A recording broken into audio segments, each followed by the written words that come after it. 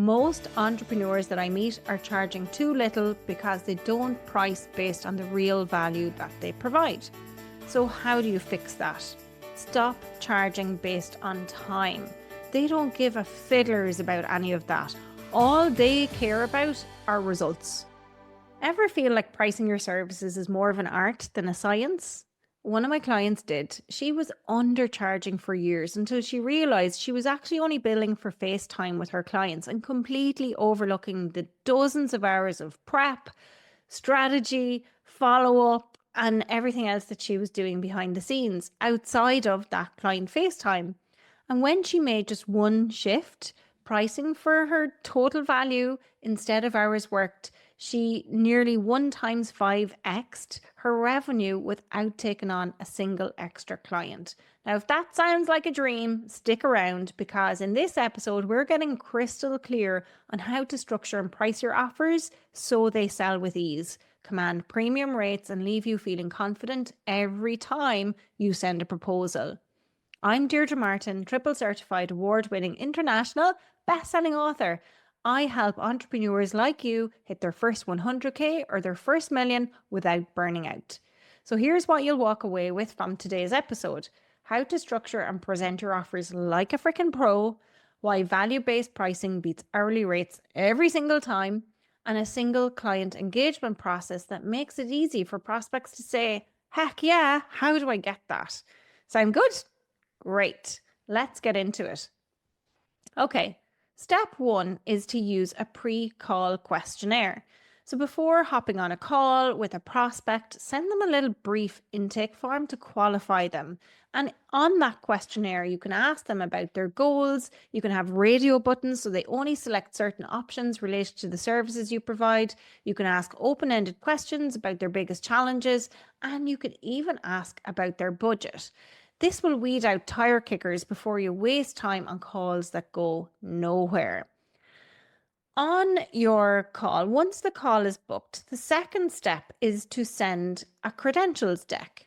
Now, if you've not heard about a credentials deck before, essentially all it is a simple PDF or PowerPoint that you send to clients after they've booked a call, and that document highlights who you are, the problems you solve, your process, and some past client success stories. Now, this credentials deck is not a pitch. It's not about you. It's positioning who you are, the problems you solve, your process, and past client success stories in a way that makes the reader think, oh, these are the types of people that they've helped, and helps them see themselves in the stories that you tell and the information that you share. And this is a huge confidence booster, not a confidence boost for you as the person selling your service, but actually as a confidence booster for the business that's reading it. Because at the end of the day, clients don't buy services, they buy certainty that you can deliver them results. Okay, so this tees them up for the call, which is step 3. So when you get on that call, make the first call all about them. This is not your pitch session. This is your job to listen and not sell. You get to ask great questions and clarify what their challenges are in their business right now. And because you've got that qualifying questionnaire where they've told you a little bit about it, you can probe deeper. And essentially, at the end of this session, what you want to do is repeat back what you hear to make sure you've heard and understood it correctly. And then you want to tell these prospects, okay, this sounds like something that we can help you with. And if you're the type of business that creates a proposal and usually sends the proposal off to clients after you've had that initial conversation, what I suggest that you do is that you schedule a follow-on call on that first call to present your proposal to them. So you don't pitch on that first call. What you do is you book in a session where you're going to pitch, and you tell them that. So you tell them you'll present the proposal on the next call. What this enables you to do is to make sure you have the right decision maker on your call. And that way, if it's somebody in another department, well, then they get to show up on that call and ask the questions live, as opposed to you sending a proposal template and not knowing where it's gone. It could end up in the ether somewhere. So step 4 is to create that proposal template and potentially have 2 to 3 pricing tiers within it. So your proposal should be structured and repeatable overall, but where there are a few aspects that you're going to create variations for each individual prospect that comes your way. So create a template with 3 pricing options, 2 or 3. Clients will usually pick the middle one. And then also in that template, you're going to have a clear scope of work that is tailored or tweaked to suit the questions that your clients answered on that first call. Now in here, what you can also specify is any boundaries around additional work. So what I like to do in a proposal template is maybe have a la carte. So it's clear that those things are not covered in the main package that we've discussed. It's going to solve their problem, but there are optional extras available to them should they so wish. So here's a little pro tip for this. Just think about it like Netflix or something else that you might purchase online. Always highlight a recommended option because people like to choose what's really popular. They like other people to help take away the decision from them because people make so many decisions in a day, they experience decision fatigue. So research shows that most people will gravitate toward the middle choice when given 3 options. So make sure your sweet spot package is clearly marked as the best choice. And if you have a higher level package again, make sure it's so packed with value that they can't but really consider it, and then think that the middle package is still fantastic value. Okay, so now let's talk about pricing. And here's the hard truth about pricing. Most entrepreneurs that I meet are charging too little because they don't price based on the real value that they provide. So how do you fix that? Well, step 1 is stop charging based on time. Your clients don't care how freaking long it takes you behind the scenes to package whatever it is that you're creating, to write your proposals, to do your research. They don't give a fiddlers about any of that. All they care about are results. So instead of thinking I charge X per hour, shift to what is the total value of this transformation? So as a rule of thumb, you might be 5 times return on investment. And what I want you to think about is that the time in terms of prep is like a preliminary expense. And what that means is it's the time it takes for you to prep something and build that into your package and pricing. Step 2 is price for the total work invested. So most people only price for client-facing time. But like I said, what about the strategy, research, admin work you do behind the scenes? Even factor in the costs of the tools that you use, the AI that you use, because all of that should be incorporated into your overheads. And at the end of the day, who pays for your business costs? Your clients. So an example of this, let's say, is I'm a brand strategist. Okay. I don't spend all of my time doing that because largely I work with people one-to-one or in groups like Business Accelerator or Millionize. But let's imagine I was specifically a focused, dedicated brand strategist who spends 10 hours with a client, but I actually spend 40 plus hours on research, proposal creation, and post work. That should be priced in. Now, when I used to do that type of work full time, that's exactly how I did it. So I would charge, my fee at the time was 15,000, and that included the pre-work prep, all of the knowledge that I've accumulated to make it worthwhile, and the post-work prep, because it did actually take me 40 plus hours post the client sessions to create the deliverable that I'd agreed on.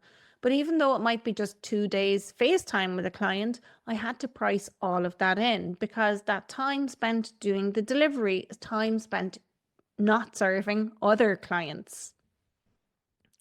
Step 3 is add a buffer. Most people underestimate the amount of time that it will take to deliver on their service. So maybe the buffer for you is an added automatic 10% or 20% to your initial estimate. And that can be, if you're a bit of a perfectionist and you're going to spend those extra hours to make sure the job is done perfectly, well, then you need to add in a buffer for sure. Or it could be scope creep. Maybe the client asks you for a little something extra throughout the project or the deliverable, or when you're having that FaceTime with them. And that's not something that you had allowed for in your proposal, but maybe you don't want to create a new contract or something like that. That happens really often. So having a little buffer will make sure that you don't resent the client for having that scope creep. And then it could be just extra client requests, things that you don't want to, again, create a new proposal for. You want the client to feel like it's extra value that they're getting. But if you've added that buffer at the outset, you can do those extra client requests and say, I would usually charge for this, but because you're an amazing client, I'm going to do it anyway. And if you have that buffer, you're not going to resent doing that. Step 4 here in relation to price is hourly rates limit your earning potential. So if a project is worth 10 grand to your client, why would you charge 3 grand based on your hours? If a project is worth 100 grand to your client, as in that's the return on investment, why would you charge 3 grand based on your hours? Potentially what you should be charging there is either 5 grand or 10 grand because of the return on investment that they're going to get and not because of the hours that you're working. So that's what value-based pricing is all about. And here's a fact. Clients don't actually want the cheapest options out there. They want the option that makes them feel the most secure. So if your pricing feels too low, they'll assume you're not the best. Freaking hell, I've actually had this recently when I was selling my horse. So if the price of the horse was too low, people would think that the horse wasn't good enough to do A, B, or C. But actually, if the price is high enough, it makes them feel more secure because they believe the horse is capable of A, B, and C. Does that make sense? I hope it does. Okay, the next step of all of this is now that you've structured your offer and you've priced it right, it's how to close the deal. So here's a simple, repeatable process to make client onboarding really smooth for you. Step 1 is do that pre-call questionnaire. Right after a client books a call, send a short form to gather the key details or else include it on the booking form. Step 2 is share your credentials deck before the call. And this is specifically for corporates or bigger businesses who will want to see this because this helps build credibility before you even speak to them. Step 3 is make the first call all about their needs. That's your discovery call. It's not a pitch session, so listen first. Step 4, follow up with a structured proposal. Use your template and send a proposal with clear pricing tiers on the day of the proposal meeting. Step 4, follow up with the structured proposal. So use your template and present that proposal with clear pricing tiers on the second call and make sure all the decision makers are on that call. And step 5, never just email that proposal. Be sure to walk them through it and have a follow-up plan for after you've presented the proposal, because sometimes they'll need to go and speak to those other decision makers. And at the end of the day, if you've answered all of their questions, the decision should be pretty much done. And remember, proposals don't sell, you do. So make sure you're the one presenting the proposal to them.